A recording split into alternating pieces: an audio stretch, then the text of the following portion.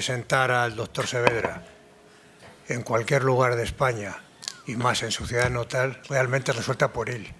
¿Quién no sabe quién es Jerónimo Saavedra? Pero si me van a permitir que les conté una anécdota, porque para mí Jerónimo, aparte de mi amigo, mi hermano, fundamentalmente lo más importante para mí, realmente para mí es su magisterio, porque como decía Ortega, maestro no es una cosa que se tiene, sino una cosa que se es, y él es un maestro.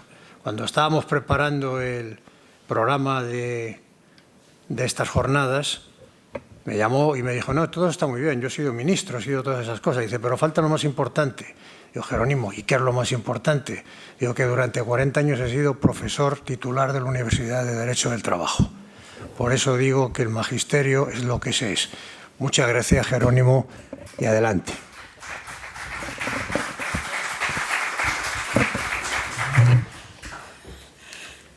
Buenas noches, amigas y amigos. Estoy deslumbrado con la conferencia de la profesora y no sé qué punto, pero sí me acuerdo que ha hablado de algunas neuronas que nos llevan a prever, anticiparnos, planificar. Y eso es lo que yo busco con el tema que he elegido, porque habitualmente estamos más pensando en el pasado y en el presente que sin saber cómo van a ser las características fundamentales del futuro, cuáles deben ser los problemas que deben prepararnos para evitar repetir errores, para lograr que avancemos en la batalla por una vida mejor.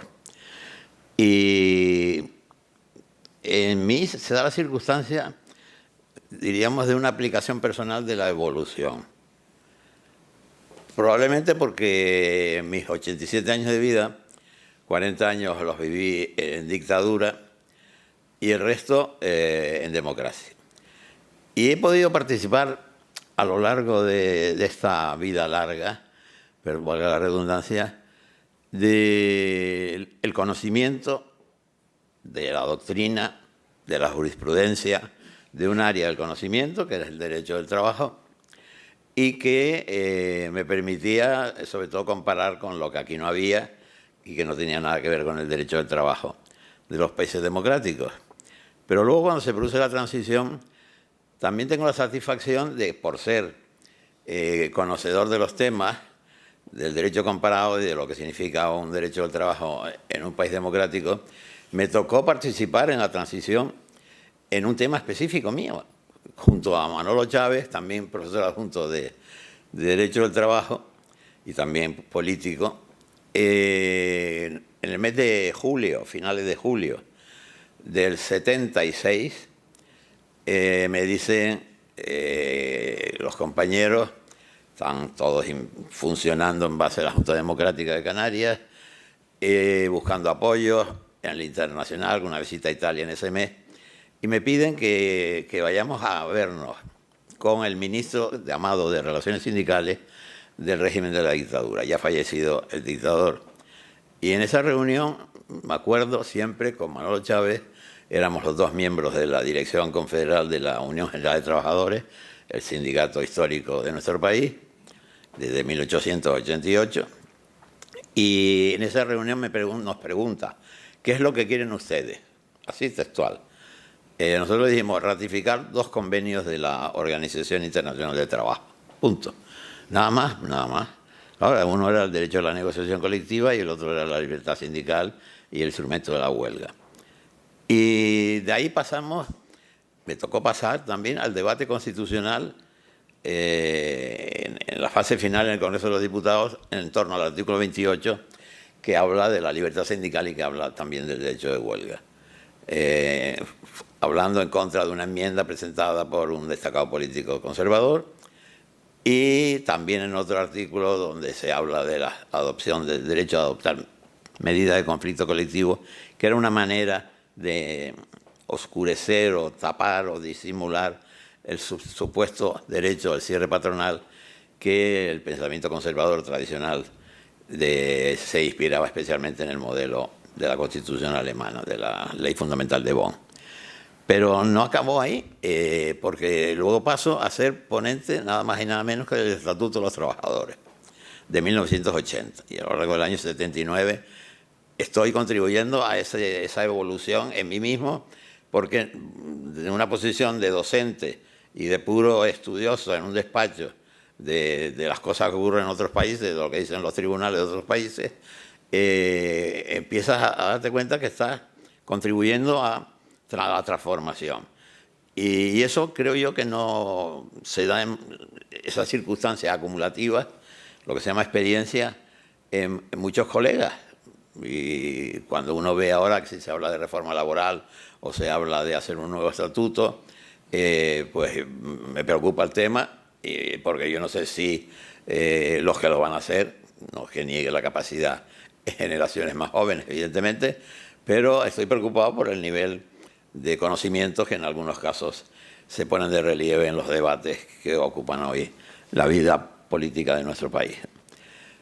Esto sirve de introducción para que yo me preocupe del derecho del trabajo en el siglo XXI. Por cuanto que por mis conocimientos he vivido, he sabido, he leído mucho sobre la primera revolución industrial o la gran revolución industrial, que es el origen de mi especialidad, del derecho del trabajo, porque el derecho del trabajo no existió antes. El derecho romano se convierte en un derecho civil, pero hay una historia del derecho, pero no hay, y hay un derecho penal, evidentemente, pero no hay en la historia antes del siglo XVIII o antes del siglo XIX de una disciplina para explicar en nuestras facultades en torno al derecho, para llamarse derecho del trabajo. Y es en la final del XVIII, con el fenómeno de la Ilustración y con una serie de causas técnicas derivadas de la investigación, de los descubrimientos, de la máquina de vapor, de las utilizaciones de determinados abonos en el campo, en la agricultura, los crecimientos de población, los primeros productos de la colonización asiática que el Reino Unido pone en marcha. Todo eso junto a técnicas para explorar el interior de la tierra, las minas. Todo eso contribuye a que, unido a factores ideológicos como el de el régimen antiguo, todo el poder venía de la divinidad, la escolástica durante siglos, se pasa a Rousseau y a un contrato social que sirve de apoyo al poder político, que el poder viene del pueblo. Todo eso junto con factores que Max Weber ha señalado, incluso el factor religioso, decir el calvinismo ha contribuido al desarrollo del capitalismo, un célebre texto de la historia de ese periodo. Todo eso contribuye a que el fenómeno desemboque en un papel distinto de hasta entonces el régimen de las monarquías absolutas, pasar a un régimen de un Estado basado en el poder del pueblo, pero que su papel va a ser mínimo, mientras que el anterior intervenía mucho en lo poco que se legislaba, ahora el Estado se tiene que abstener. El Estado tiene que dejar hacer, dejar pasar, el mundo va por sí mismo, célebre frase de Colbert, y que en consecuencia todos esos avances en el terreno económico de los descubrimientos, como digo, el transporte en base a un nuevo factor, el vapor, pues contribuirán a que comience el crecimiento de las ciudades, la aparición de los barrios fabriles, las grandes fábricas que se van montando y que atraen a los trabajadores del campo hacia la ciudad para vivir en mejores condiciones. Pero se encuentran ahí con que las mejores condiciones no existen, al contrario, es decir, un Estado abstencionista hace que el poder económico reine absolutamente y se generen situaciones de extrema gravedad, tanto en las minas de carbón, porque se explota la mano de obra infantil aprovechando que los túneles tienen escasa altura y que solo los menores de una determinada altura pueden entrar y llegar al trabajo de la mina. Ese factor se utiliza, o en la industria de la seda en Lyon hay un informe fantástico del señor Barón de Villermé, hablando también de jornadas de 17 y 18 horas de trabajo. Todo eso hace que el movimiento obrero empiece a organizarse. No voy a entrar aquí en una historia del marxismo, las internacionales del año 64, 1864 y sus efectos posteriores.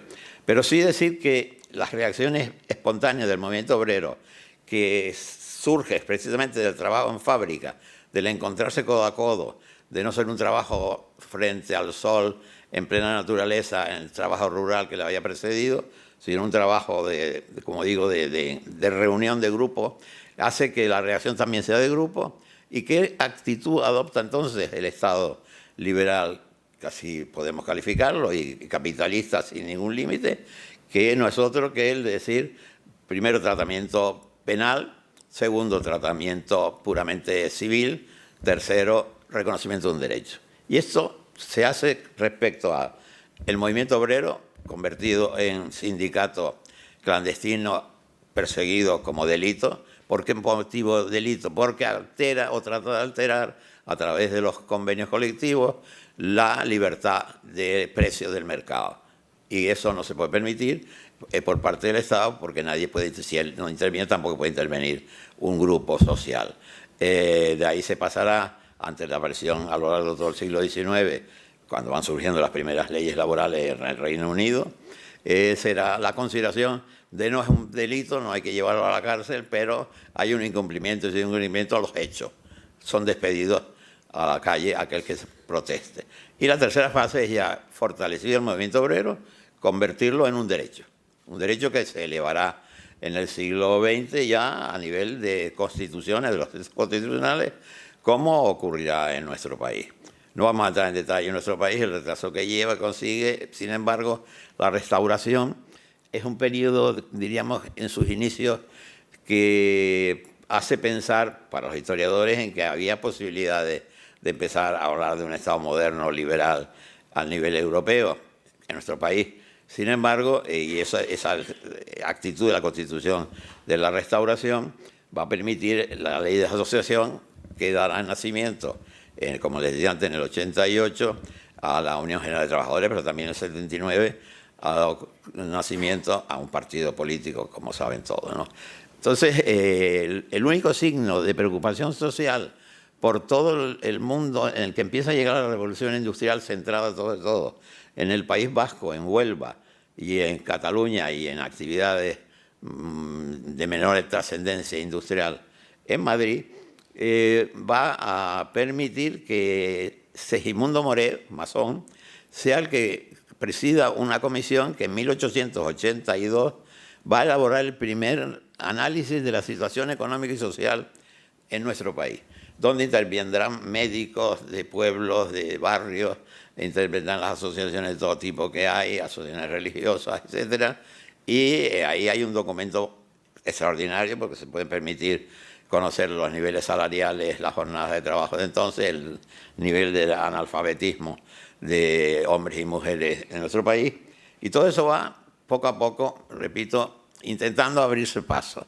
Sin embargo, la restauración se frena, la pérdida de las colonias de Cuba y de Filipinas, pues contribuirá a entrar en un periodo de crisis económica y a empezar otra vez a plantearse el tema de la España vertebrada, la España invertebrada, la generación del 98, etcétera, etcétera. Bien, y no hay leyes laborales en todo ese momento, salvo una que se hizo en la Primera República y que afectaba a la seguridad en el trabajo, en la utilización de una determinada materia de fósforo blanco, creo recordar, ¿no?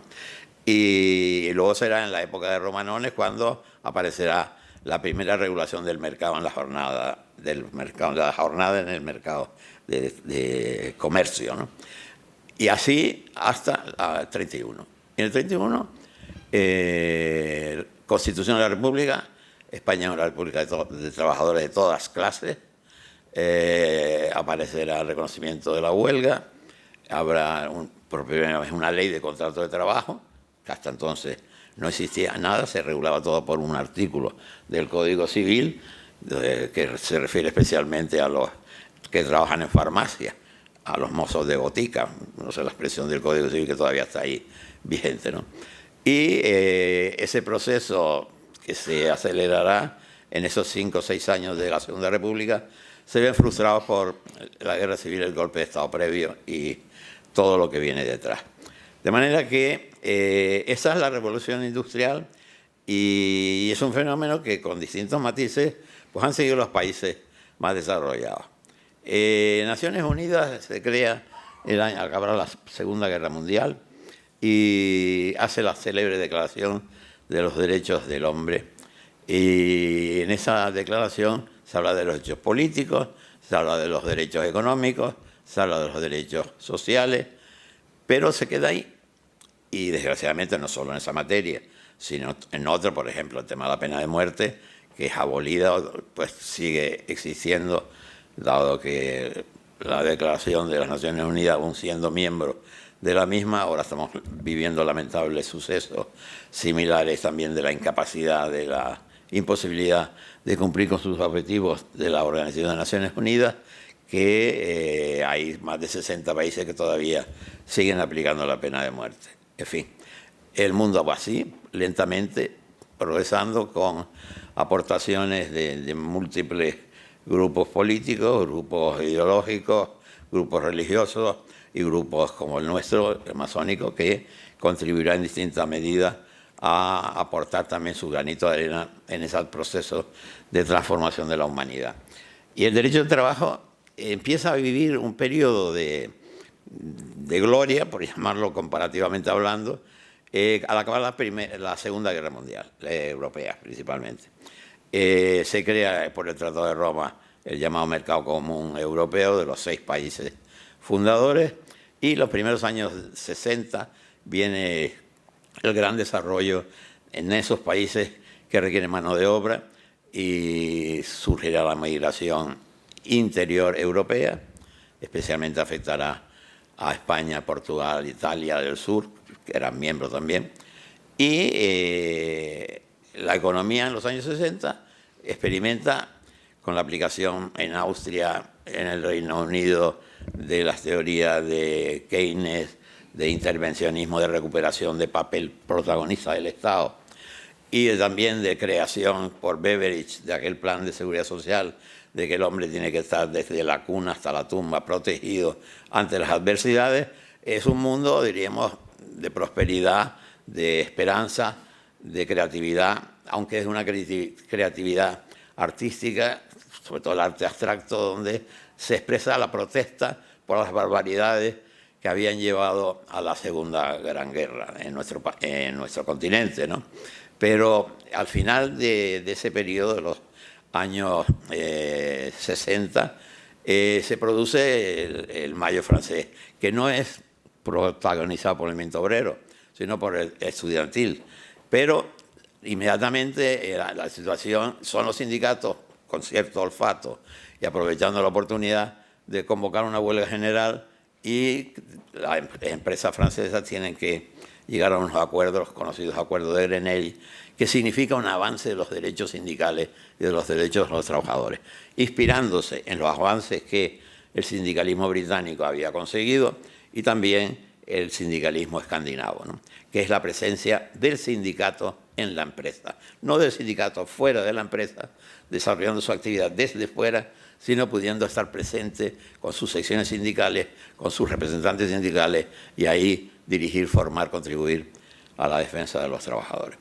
Esa ha sido la revolución industrial y en la evolución posterior. Llega ahí aparecerá también no solo los acuerdos de Grenelle, hay que mencionar, sino también el Estatuto de los Trabajadores Italianos de 1969. Ese estatuto es el que va a influir para que en nuestra Constitución del 78 haya un artículo que diga que hay que tener un estatuto de los trabajadores, por lo cual se hizo el que les he mencionado y del que fui ponente.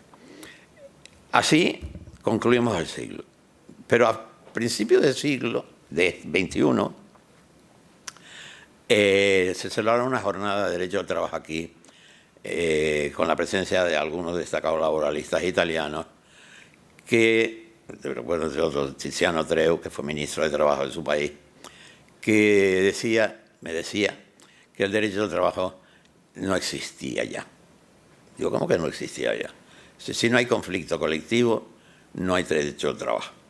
Y esta es la cuestión que tenemos que plantearnos si la revolución tecnológica, la segunda gran revolución, y que estamos ahora comenzando a vivir, a lo largo de este siglo va a producir, va a mantener, va a manejar o mejorar, o por el contrario, perder protagonismo al derecho del trabajo de estos 2 siglos o de este siglo y medio que le ha precedido. Esta es la cuestión. Y yo creo que, por eso decía que nosotros tenemos que plantearnos el futuro y cada uno aportar la preocupación, la esperanza, el temor, cierto pesimismo, dependerá. Porque todas estas situaciones económicas, sociales y científicas, en este caso, último, conviven, coexisten, y en un momento parece que se va a producir una deshumanización del siglo XXI por la inteligencia artificial, por la robotización, por la digitalización, por el cambio climatológico y todas sus consecuencias. Y por el contrario, vemos noticias tan importantes como hoy que haya acabado una huelga en Estados Unidos de los actores que llevan meses. Y claro, hablar de una huelga de esa dimensión, que ha sido precedida también de otra huelga histórica en Detroit, en la ciudad de las grandes fábricas de automóvil, la Ford y la General Motors, allí están, pues también han conseguido mantener una larga huelga después de más de 30 años sin una huelga importante en aquel país. Un país que además tiene una posición muy propia del siglo XIX más que del siglo XX.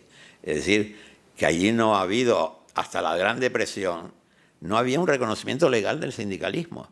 Eso en 1929 es cuando arranca el New Deal de Roosevelt, cuando se reconoce el convenio colectivo en el derecho de los Estados Unidos. Y en cualquier libro de economía hoy americano continuarán ustedes leyendo que el convenio colectivo no debe existir porque altera el mecanismo e influye en variar los costes de las empresas y en consecuencia el precio de los productos y el precio de los servicios. Pues todo esto solo también después de concluida la Segunda Guerra, ahí también siguiendo Roosevelt en la presidencia, pues es cuando se culmina un reconocimiento, pero el sindicato siempre fuera. El sindicato fuera, no hay una justicia, una social, no hay tribunales de trabajo. Allí son los tribunales civiles los que disputan y analizan las indemnizaciones por un despido. No hay una jurisdicción especializada como la hay en Europa, ¿no? En fin, esa situación, repito, coincide con este dato del hoy mismo, más el dato de hace una semana de que los sindicatos suecos, los del metal, están boicoteando a través de la solidaridad de los trabajadores portuarios a nada menos que al señor Musk, con ese Elon Musk, porque Tesla es el coche que más se está vendiendo actualmente en Suecia. Y entonces no quiere hacer un convenio colectivo con los 150 empleados que tiene Tesla en Suecia. Y han paralizado los puertos. Entonces buscan otros puertos para descargar los coches que vienen fabricados de otros sitios, ¿no? Y con esa solidaridad, repito, estamos viviendo fenómenos propios del siglo XX, del sindicalismo y de un derecho del trabajo que trata de defender a los trabajadores y generalmente a través de acuerdos con la patronal, con los sectores empresariales, ¿no? Entonces, también este fin de semana, casualmente, y este tema lo leí yo hace ya muchos meses, como bien sabe el soberano, leí en el Babelia, en el suplemento cultural del periódico El País, está dedicado a un libro, Sapiens, de un profesor israelí que se publicó hace 10 años y con motivo del 10º aniversario se ha reeditado con una corrección y está traducido. Ese libro se ha vendido 46 millones de ejemplares y está traducido a 56 lenguas. De manera que ahí hay de la máquina o del animal a dioses, de animales a dioses, historia breve de la humanidad. Ese es el título de Sapiens.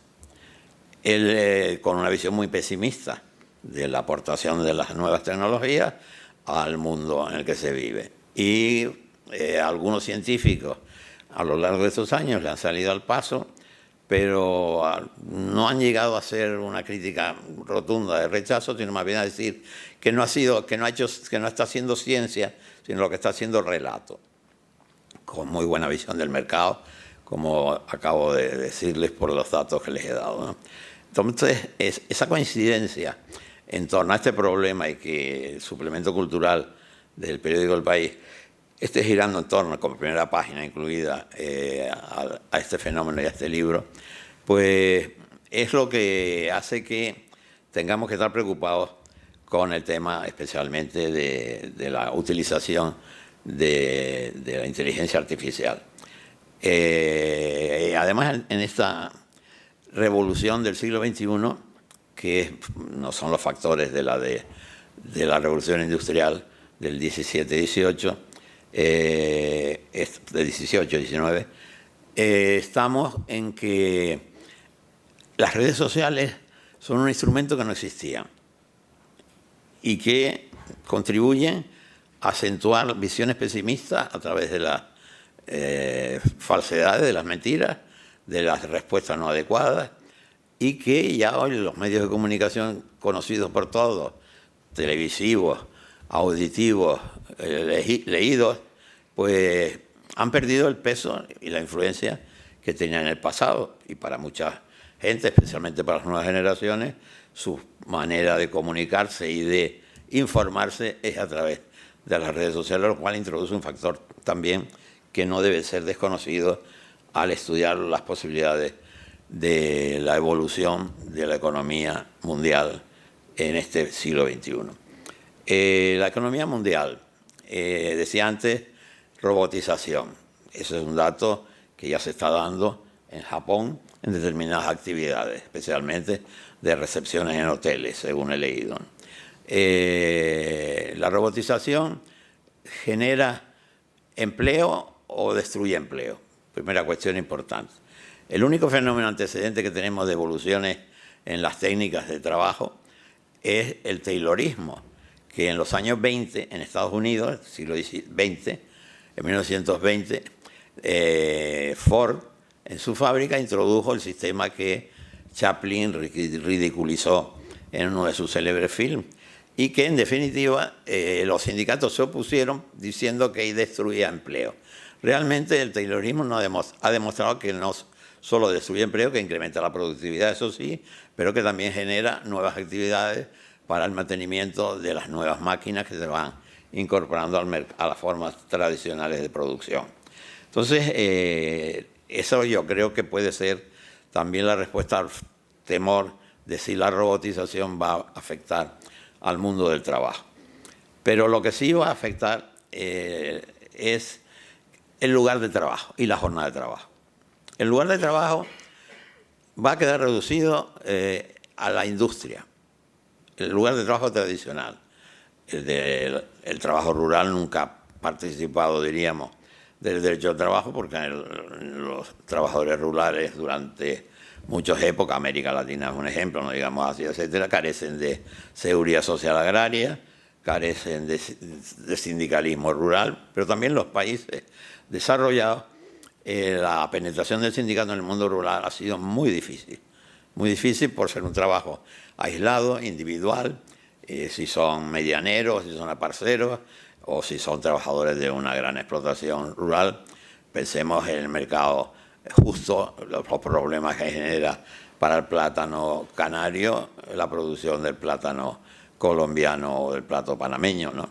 De las condiciones, hay un país que produce 2 millones de toneladas y que vienen aquí con unos costes muy inferiores como consecuencia de no tener los costes sociales que tiene el plátano europeo. El de Canarias por encima de todo, con sus 300 o 400 mil toneladas de producción, pero están protegiéndose a base en la frontera, lograr que haya una aduana y que los plataneros han sabido contestar introduciendo el marketing en la distribución y venta de sus productos, utilizando inteligentemente la publicidad para hacer que el mercado tradicional reservado, que era el peninsular, se mantenga en torno a un 60% fiel al plátano frente a la banana. este es un tema, pues el rural no es un tema en el que podamos decir si el derecho del trabajo en el siglo XXI va a existir, porque prácticamente no ha existido en siglos anteriores. La industria sí, la industria va a permanecer. Y ahí es donde el sindicalismo seguirá teniendo su fuerza y su eje de actuación y de presión y mantenimiento de negociación colectiva. Y también lo que ha ocurrido en todo el mundo desarrollado, la afiliación sindical ha bajado, pero en cambio se ha desarrollado en el sector del empleo público. Y algunos países muy sindicalizados y con mucha industria importante, europeos o no europeos, se encuentran con que hoy el sindicato principal no es el metalúrgico o metalmecánico, como se quiera denominar, sino que es el sector público, el empleado público. Y entonces el sindicalismo del siglo XXI tiene también dificultades con los empleados públicos ante una revolución en el lugar de trabajo, que es el trabajo en casa, el online. El trabajo online no es una novedad, es novedad el cómo se desarrolla, porque el trabajo a domicilio ha existido siempre. Si la ley de contrato de trabajo del 31 de la Segunda República Española ya tenía un título dedicado al trabajo a domicilio, y la del 44 del franquismo mantuvo ese título porque significaba que había zonas de nuestro país donde el trabajo a domicilio seguía desarrollándose, especialmente en la producción de calzado en toda la costa mediterránea. En lo mismo en Italia, la industria de artesanía de Toscana y de Emilia-Romagna pues han estado basadas en un encargo para hacer un bolso, para hacer un recuerdo o lo que fuese artesanal a las casas, a las familias, ¿no? Y los vendían y allí obtenían definitivamente el trabajo en el domicilio. No es ninguna novedad. Lo que es la novedad es que se incremente la productividad para la empresa del que tiene el trabajo a domicilio y que sea difícil para ese trabajador a domicilio o a distancia, para llamarlo de una manera distinta porque está utilizando un instrumento de trabajo nuevo que la revolución tecnológica ha puesto en sus manos, que ¿quién va a controlar el respeto a la jornada de trabajo? Porque si el trabajador se declara que él descansa las horas que le da la gana y que concentra el descanso en un día o en 2 días, probablemente esté perdiendo su condición de trabajador por cuenta ajena y pasa a ser considerado por trabajador autónomo, porque esa batalla entre el trabajador autónomo versus contrato de trabajo se da no solo en el campo del trabajo a domicilio, que sí era evidentemente un contrato laboral, porque había unas instrucciones del empresario, y usted hágame el zapato siguiendo estas características, con este material y tal tamaño. Y en su casa se cumplía dependiendo de las instrucciones del poder de dirección del empresario y en consecuencia sin perder la condición laboral de ese trabajador a domicilio. Pero hemos visto cómo se ha hecho incluso una ley para regular el trabajo de entrega a domicilio de alimentos o de otros productos, y que quien controla, a pesar de que se haya hecho una ley, es que donde hay inspectores de trabajo suficientes para entrar en cada domicilio una vez al mes a ver si tiene también los elementos para evitar riesgos laborales, si la ergonomía está aplicándose en el sofá, en la silla, en los colores de la habitación que ocupe su lugar de trabajo, etcétera, ¿no? Todo esto que ha generado un importante capítulo de leyes de prevención de riesgos laborales, pues en el trabajo que se hace en casa en esas condiciones nuevas, dejan una situación verdaderamente arriesgada.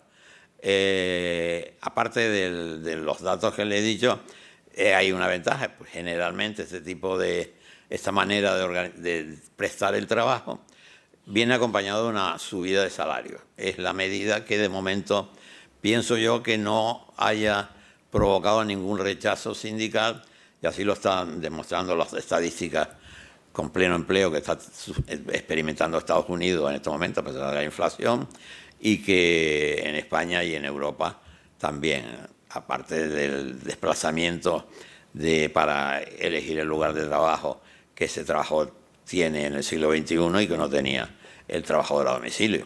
Entonces son factores complejos, sobre todo para saber qué papel puede desarrollar en esas circunstancias un derecho al trabajo. Se quedará limitado al trabajo en determinados servicios,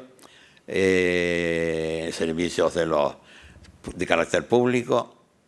Eso es una gran incógnita y como tal la pongo aquí a la reflexión de ustedes. El derecho al trabajo necesita la negociación colectiva, como les decía al principio de esta charla, porque necesita negociar. El derecho al trabajo, la ley, es importante, pero el protagonismo en las protecciones del trabajo siempre se han producido en su mayoría a través de la negociación colectiva, que requiere que haya una empresa o una asociación de empresarios que negocien con unos representantes de trabajadores que se llaman sindicatos. Y eso ha funcionado.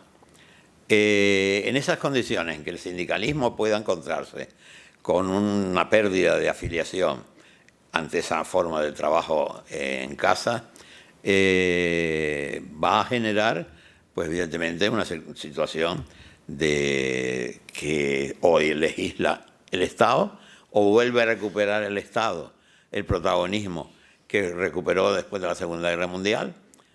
No el Estado liberal, sino el Estado más o menos intervencionista por lo social, o tiene que haber organismos supranacionales que legislen, porque la Unión Europea en 1962 aprobó la Carta Social de Turín y era una serie de principios, de relaciones que España no lo reconocía a pesar de que no era nada revolucionario, y ha sido modificada posteriormente, afortunadamente, en buenos términos.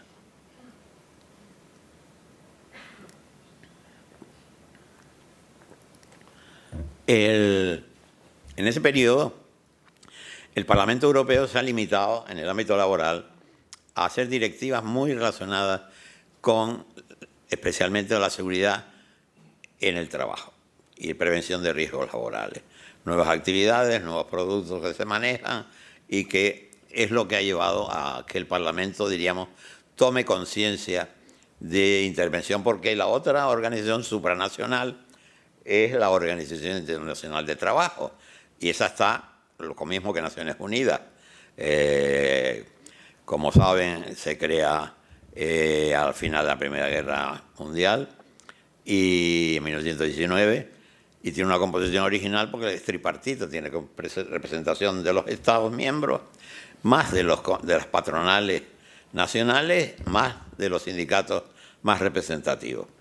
Y claro, establecer condiciones de trabajo para Nueva Zelanda o para Finlandia no es lo mismo que para cualquier país de Oriente Medio o de, no digamos el tema del trabajo de la mujer, pero el trabajo de menores, que está todavía hoy, que ahí todavía, según la OIT, hay más de 20 millones de trabajadores menores en el mundo, menores de edad que trabajan.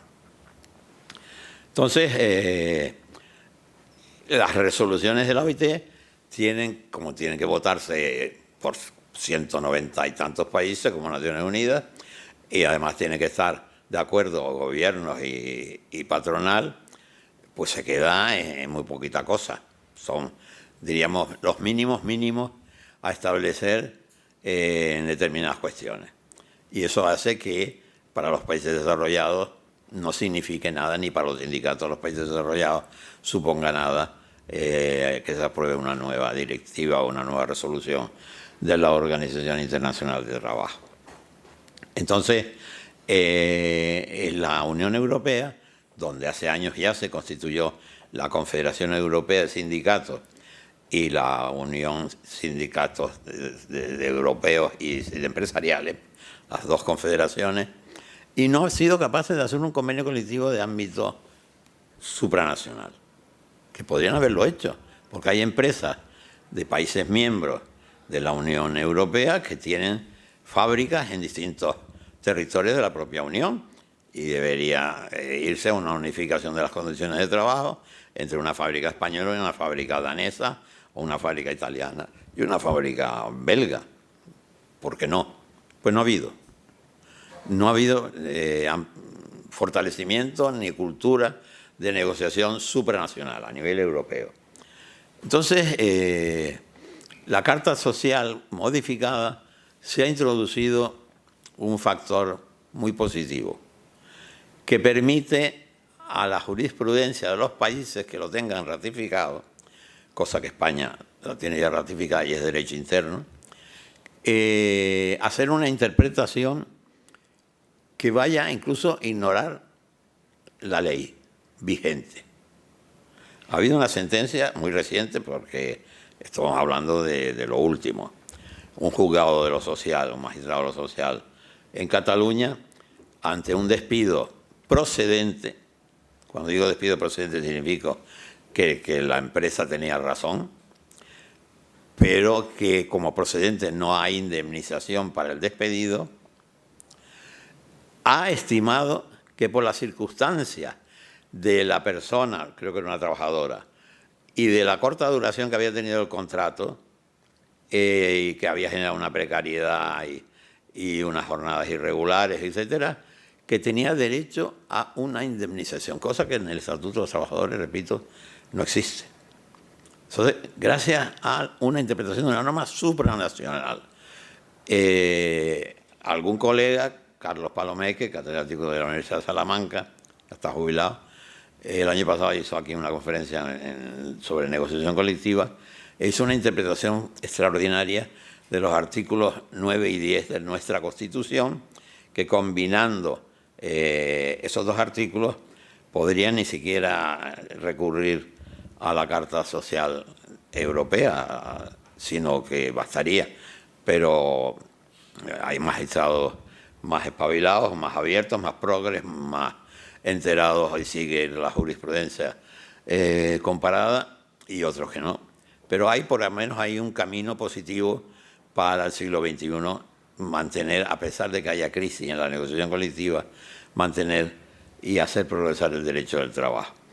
Y lo más importante es, sorprendentemente, saber que Naciones Unidas tiene un proyecto de ley ya avanzado, proyecto de ley, de derechos humanos laborales.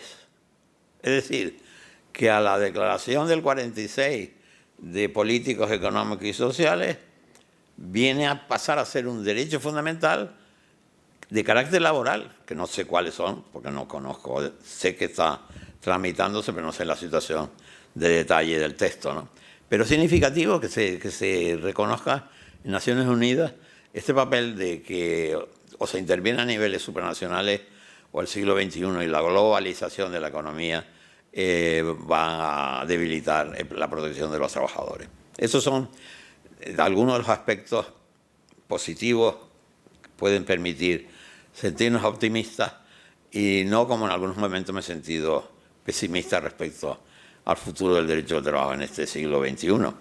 Creo que ha habido etapas de retroceso, etapas de avance como toda en la historia de la humanidad, desgraciadamente, pero parece que hay elementos para sentirnos positivos respecto al futuro del derecho del trabajo, que no quede reducido a un derecho administrativo más, como puede ser el derecho sobre medio ambiente, como puede ser el derecho de industria, el derecho de turismo, y que pierda la autonomía científica y pedagógica que tiene actualmente y desde hacía tiempo el derecho del trabajo en Europa y en España también, porque si no será un derecho reducido al contrato de trabajo, igual que el derecho administrativo al transporte. Se apoya en un contrato de transporte, siempre hay un contrato, eso sin duda, pero será un contrato civil, no será ese contrato nuevo surgido de la presión del movimiento sindical y del movimiento del derecho del trabajo.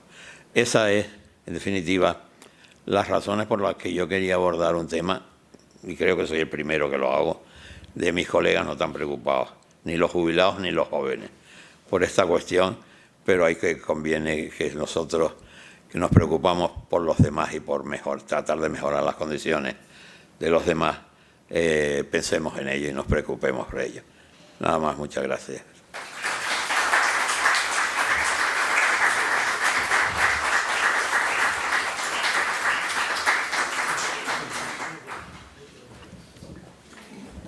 ¿Alguna pregunta, por favor? Adelante.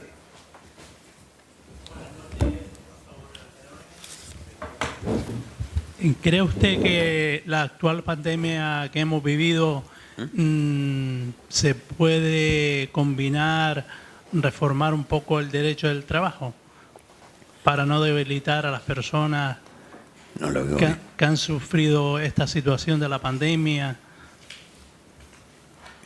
Si me repite la pregunta, porque léese un poquito del micro. Ahora, vamos a ver. Para entender. La actual pandemia que hemos sufrido y hemos vivido y que todavía estamos continuando, que si en el derecho del trabajo podría afectar o se podría modificar o implementar, o han quedado algunas personas un poco desprotegidas en cuanto a esta situación de la pandemia.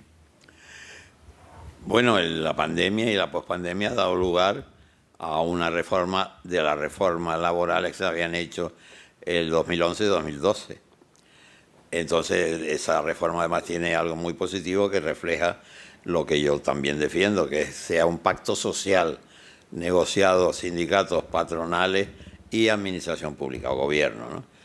Fíjense que el pacto social en España se hace el primero después del golpe frustrado del 23 de febrero del 81.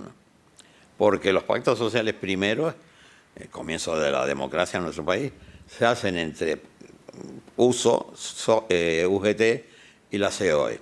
Pero Comisiones Obreras, que es el sindicato más importante en aquel momento y hoy también, no lo quiso firmar. Y el Estatuto de los Trabajadores, el título segundo, es consecuencia de ese pacto social. O sea, no era que el gobierno dijera esto se pone así en su borrador. No, venía reflejado.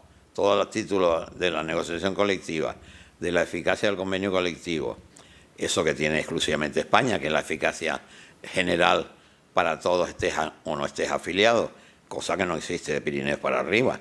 Pero aquí eso además se mantuvo a petición de los propios sindicatos, porque yo se lo planteé como ponente, ¿qué hacemos con esto? O vamos al sistema de negociación colectiva que beneficia la afiliación de los trabajadores a los sindicatos, porque los sindicatos en Francia, en Alemania y tal, solo aplican el convenio a sus afiliados, empresarios y trabajadores. Si por razones de simplificación luego el empresario no quiere tener dos baremos de trabajadores en la propia empresa, termina aplicándolo con carácter general.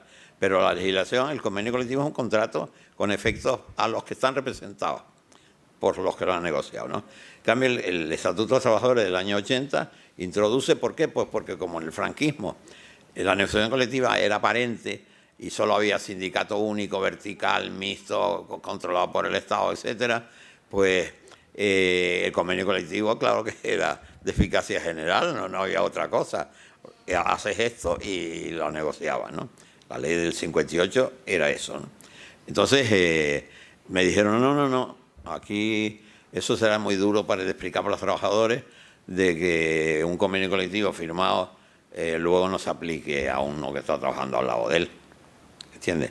Entonces las reformas laborales del 12 fueron restrictivas porque redujeron la cantidad de indemnización por despido y se cargaron principalmente los contratos temporales que venían regulados en el Estatuto, en el artículo 15, y que ahora se vuelve a él con los fijos de temporada, porque fijos de temporada ya existía de siempre, fijos de temporada en la hostelería. En Baleares era lo normal, cosa que en Canarias no se ha utilizado por tener aquí la temporada turística que cubre todo el año, ¿no? Aquí fijos de temporada eran los trabajadores del tomate de Gran Canaria, en la aldea, en Santa Lucía, etcétera. O sea que esa reforma última está bien, pero vuelve a lo que estaba mejor, a lo que estaba bien, ¿no? Se habla ahora de más reformas, pero Yo creo que en este momento el tema, dado que el mercado de trabajo va evolucionando, los cotizantes de la Seguridad Social están aumentando, pues parece que esa reforma ha tenido buenos efectos. Los contratos indefinidos ya suponen más del 40% de los que se están celebrando en estos últimos meses, ¿no? Pero reformar en la próxima legislatura, como se promete, lo veo difícil. Porque, repito, tendrá que ser, si quiere ser buena reforma, basada en un pacto social. Fíjense que el estatuto no tiene título tercero, el estatuto del 80, porque no se había negociado la regulación del conflicto colectivo. No, eso no lo saben casi nadie, ¿no? Y el preámbulo de la ley del 80 habla del tercer título, y el tercer título no está en la ley, porque no había habido pacto social. Entonces, la huelga, el cierre patronal, se regulan por un decreto de la transición del año 77, que superó una célebre y muy inteligente sentencia del Tribunal Constitucional. Curiosamente, yo fui uno de los que firmé el recurso para interponerlo, porque pensábamos que aquello que no iba tal era inconstitucional. Simplificábamos. Y el Tribunal Constitucional a partir de ahí empezó a decir, depende de cómo se interprete. Esta coma sirve, esta otra no sirve.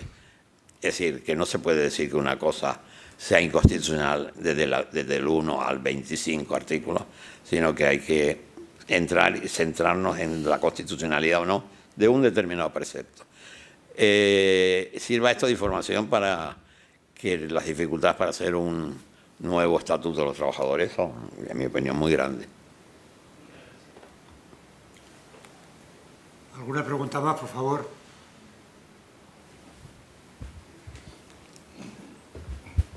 Primero, muchas gracias por estos 40 años de docencia. Y el tema del teletrabajo. Para legislar el teletrabajo, o sea, yo creo que los sindicatos sí que se tiene que seguir teniendo el derecho del trabajador. Yo teletrabajo, me siento una privilegiada, pero la empresa ha ganado mucho más dinero que yo.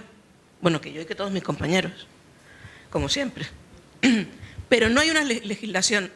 Yo vivo en la península y trabajo en la península. Entonces, quería venir a teletrabajar en otoño a mi tierra, y porque otros compañeros se iban a otras provincias de la península, no a Galicia. Y me ponían peros. Es que Canarias, es que estás lejos, es que hay que ver los seguros. Entonces, en el tema de la revolución de las nuevas tecnologías, en lo que avanzamos, creo que el derecho del trabajador se tiene que seguir apoyando en los sindicatos, en las leyes, que no se puede quedar atascado. Que es verdad que va a ser difícil, que no hay inspectores para todo, porque no los hay, para ir a casa de cada trabajador a ver cómo hace. Por ejemplo, ahora la empresa por fin ha aprendido a bloquearte el ordenador para que no estés 24 horas trabajando, porque la gente cree que el teletrabajo es jauja. Y yo, que me dedico al comercio internacional, trabajo con el mundo entero, puedo estar las 24 horas del día trabajando. Entonces, creo que sí, que en eso soy optimista. En lo que no soy optimista es en el tema de que claro, que eso ya pasó cuando la revolución industrial, que tengamos, que desaparezcan trabajadores. Porque yo estoy en plena carrera todo el rato con la tecnología. Si yo dejo de aprender, los proveedores que tengo se van haciendo sus tecnologías para prescindir de mí, quitarme del medio y directamente a mi cliente, como yo, muchísimas empresas que se dedican. ¿No? La tecnología cada vez mayor, los supermercados, las cajeras que ya no existen. Entonces, en eso soy pesimista. Pero por otro lado, sí que creo que tenemos que seguir luchando por los derechos del trabajador. Bien. No es pregunta porque compartimos. Bien, pues muchas gracias, Jerónimo, por, como siempre, tus sabias palabras que nos reconfortan a casi todos los españoles. el director de la Casa Museo tiene la palabra. Bueno, muchas gracias. Agradecer a los dos ponentes hoy por sus magníficas contribuciones. Recordar que mañana cerramos este seminario en el Museo Canario. Empezaremos a las 6:30 con una contribución del doctor Alberto Requena sobre masonería e inteligencia artificial, y cerraremos con la presentación del doctor Carlos Payés, su trabajo sobre el Templo Masónico de Tenerife como arquitecto responsable del proyecto de rehabilitación y musealización del espacio. Así que sin más, agradeciéndoles a todos su presencia aquí, nos vemos mañana en el Museo Canario. Buenas tardes.